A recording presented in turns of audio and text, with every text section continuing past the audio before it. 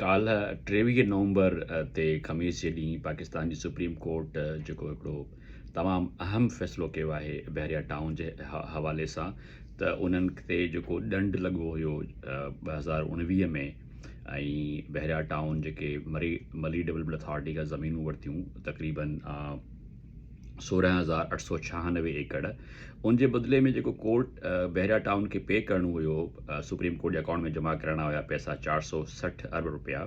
ख़बर पई त 2019 खां वठी करे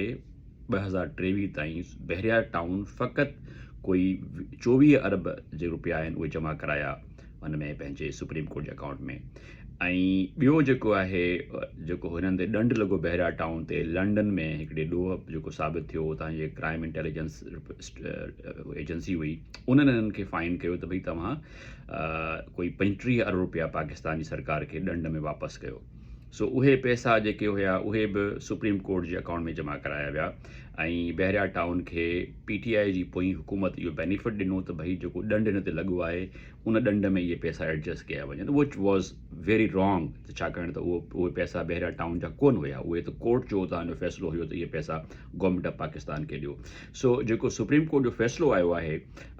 कल्ह उन में 3 अहम नुक़्ता आहिनि उन में हिकिड़ो त अहम नुक़्तो जेको आउं सम्झां थो सिंध जे काफ़ी इंट्रस्ट में आहे छाकाणि पाण मां काफ़ी माण्हुनि जो मुतालबो हुयो घुर हुई इहा त बाबा जेके मलीर जे ॿनी जा पैसा आहिनि उहे सिंध हुकूमत जा आहिनि उहे सिंध जे माण्हुनि जा आहिनि उहे सुप्रीम कोर्ट जे अकाउंट में रखण जो को जवाज़ कोन्हे को सो कल्ह पहिरियों भेरो जेको आहे सुप्रीम कोर्ट जेको ऑर्डर कयो त भई हिन महिल ताईं जेके बि पैसा आया आहिनि बहरिया टाउन जे जेके ट्रांसफ़र कया आहिनि सुप्रीम कोर्ट जे अकाउंट में उहे सिंध गवर्नमेंट खे ॾिना वञनि सो उन तहत जेके आहिनि कोई 24 अरब रुपया कल्ह ऑर्डर थियो आहे सुप्रीम कोर्ट तरफ़ां त सिंध खे ॾिना वञनि हिकिड़ो त इहो फ़ैसिलो इहो जेको एम्बिग्यूटी हुई त इहे जेके पैसा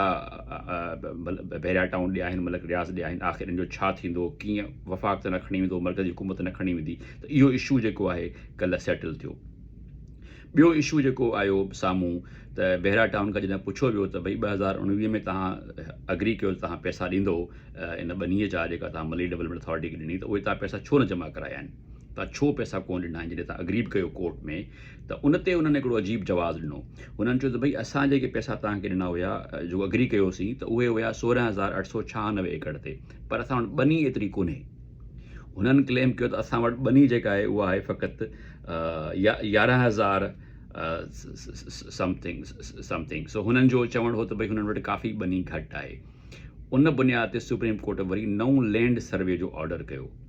उन लैंड सर्वे साबित न सिर्फ़ु बहरिया टाउन खे कूड़ो साबित कयो त जेको हू चवनि था त हिन वटि एतिरी ॿनी कोन्हे का उनजे बरक्स साबित इहो थियो त हुननि वटि 3,035 एकड़ अञा इज़ाफ़ी ज़मीन आहे जेका हुननि जे कब्ज़े में आहे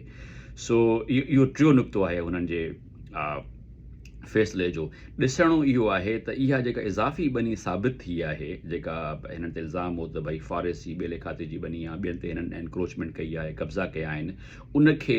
आया हाणे सुप्रीम कोर्ट हिननि खे फाइन चवंदी त भई हिननि पैसा इन ॿनी जा पैसा तव्हांखे ॾियणा पवंदा जेको मुंहिंजो हिसाबु आहे हिसाबु किताबु जेको मूं पे कयो कैलकुलेटर ते वेही करे त जॾहिं 16,896 एकड़ जी जेका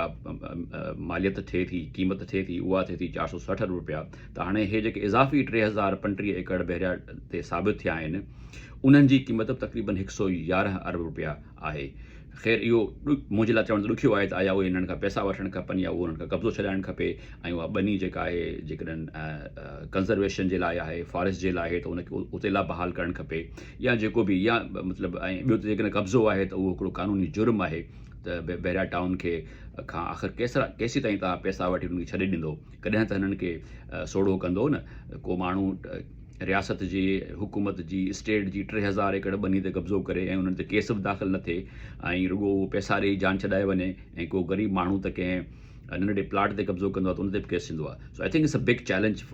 फॉर करंट सुप्रीम कोर्ट त उहा इन इशू खे जेको हाणे ज़ाहिर थियो आहे त बहरिया टाउन वधीक 3,000 एकड़ ॿनी जेका आहे ऐं उन ॿनी जो कुझु हिसो जाम शोरे में बि अचे थो पियो उहे डिटेल्स बि जेके आहिनि उहे कोर्ट ऑर्डर में पिया आहिनि सो मूं इन ते ॻाल्हाइणु पियो चाहियो त I think it's a big development Qazi Faez Isa साहब जे लाइ जेको असांखे उमेदु हुई त एटलीस्ट जेकॾहिं वॾा के कॉन्स्टिट्यूशनल मैटर्स हू एड्रेस न बि करे त कुझु जेके बुनियादी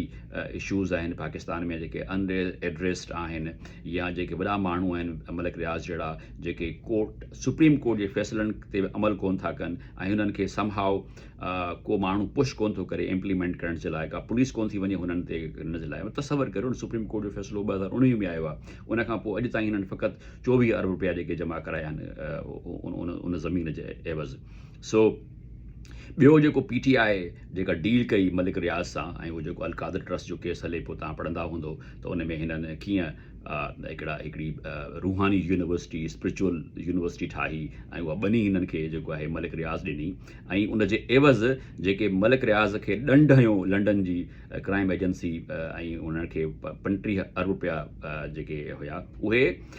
पैसा आया त हुकूमत पाकिस्तान खे मिलणु खपनि, छो त हिननि इहो मनी जेका आहे उहा ग़लति तरीक़े सां उते कई, मतिलबु ॾोह साबित थियो उन त फाइन जी मनी आहे। त बजाए उहे हुकूमत पाकिस्तान जे अकाउंट में जमा करण जे उहे इमरान ख़ान साहब जी हुकूमत पोइ हुकूमत वापसि बहरिया टाउन जे मालिक साहब खे इहे पैसा तव्हांजा आहिनि। हुन वरी चयो हा इहे पैसा तव्हां मुंहिंजे सुप्रीम कोर्ट जे अकाउंट में जमा करायो जेको मूंखे ॾंड भरणो आहे। So that was so wrong. ऐं शहज़ाद अकबर जेको आहे उतां आयो लंडन मां, इमरान ख़ान साहब जो मुशीर ऐं ऐद साहब जेका हुन ठाही हुई कमीशन हुनखे हेड बि कयईं, उहो कूड़ो साबित थियो, पाण त वापसि लंडन भॼी वियो। पर उहो जेको इशू अनरिज़ॉल्व हुयो ऐं काफ़ी मतिलबु ॾाढो अजीब क़िस्म जो केस हुयो त इहो कीअं थी करे सघे गवर्नमेंट त भई हिकिड़े माण्हू जेके ॿिए मुल्क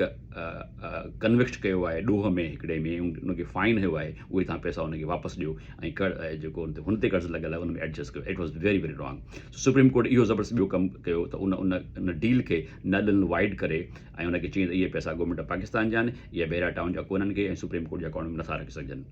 ऐं ॿी बि इंट्रस्टिंग ॻाल्हि आहे, ऐं सम्झो त अहम आहे त हिकिड़ा पैसा आहिनि जेके सुप्रीम कोर्ट जे अकाउंट में पिया आहिनि, मतिलबु 2019 खां वठी करे या 20 में 21 में जीअं आस्ते आस्ते इहे पैसा आया आहिनि, छो पिया हुजनि सुप्रीम कोर्ट जे अकाउंट में पैसा उहे उन ते इंट्रस्ट सुप्रीम कोर्ट कीअं थी पंहिंजे अकाउंट्स में रखियल पैसनि ते इंट्रस्ट कमाए सघे। This is weird activity kind of जेको आहे नथो एक्सपेक्ट करे सघे त मुल्क में थींदो। सो आई थिंक उहे शयूं थोरियूं उहो सिधियूं थियूं आहिनि। ऐं असांजे लाइ आई थिंक वॾो अहम इहो आहे त जेके सिंध जी ज़मीन हुई ऐं ज़मीन जेका आहे लैंड जेका आहे पाकिस्तान जी कॉन्स्टिट्यूशन तहत हिकिड़ो प्रोविंशियल सब्जेक्ट आहे, वफ़ाक़ जो सेंटर जो उन ते को हक़ न आहे कॉन्स्टिट्यूशनली, उनजे करे उहो डिज़र्विंगली जेको आहे सिंध जे माण्हुनि खे सिंध खे मिलणु खपे। ऐं इहो अलॻि डिबेट आहे त उहे पैसा कीअं ख़र्चु थींदा,